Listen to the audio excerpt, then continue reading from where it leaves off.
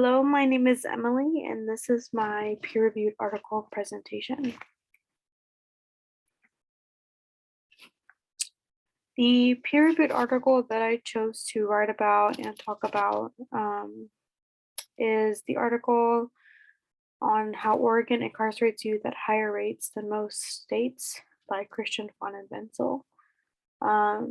Some of the key main points that I pinpointed from this article relating back to, I think it's the social injustice presentation or topic that we recently talked about was how Measure 11 and it was about Measure 11 and how youth are impacted by the criminal justice system and how they're being sentenced under Measure 11 or by life sentences. I found it appropriate to use this article and to read up on it. For one of the founders, Bobin Singh of the Oregon Justice Research Center was one of the interviewees in that article. So it went hand in hand with the internship that I'm in, working with the Youth Justice Project, and how it related to the social stressors, how the law should better understand the brain science under scientific understanding and development.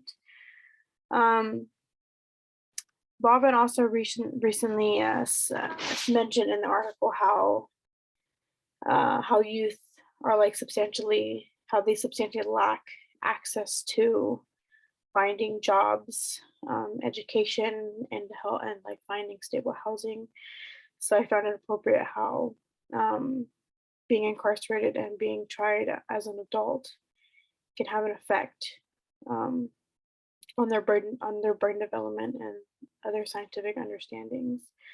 So that's how I felt that it went hand in hand between the social stressors and how it was appropriate to use this article for my presentation.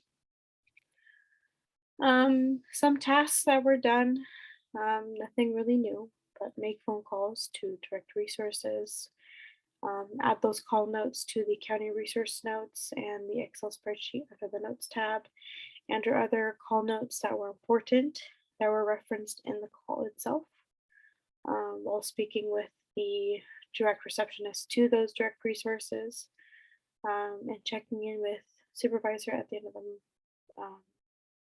of the day and about our end of the month meeting. Some highlights. I talked to more people than I did the previous week, which was very relieving for me. I left fewer messages than what I had already done before. So it didn't throw me off schedule or anything, but I was very, very happy about that. Some challenges. I was rudely spoken to on different occasions. So I guess speaking to some folks and having a good phone call through, and then some others weren't very pleasant. So that kind of took a toll on me a little bit.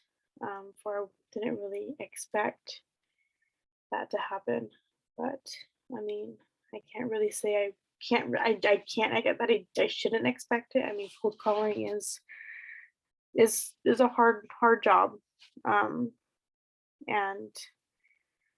some people may find it easier to do, some people may not, but I do still find cold calling still challenging sometimes, and especially when it comes to this, it does make me feel a little less confident because I don't know what the next call will be like, but it does help me get into the zone of knowing of how to prepare my mind, whether I need to prepare for something that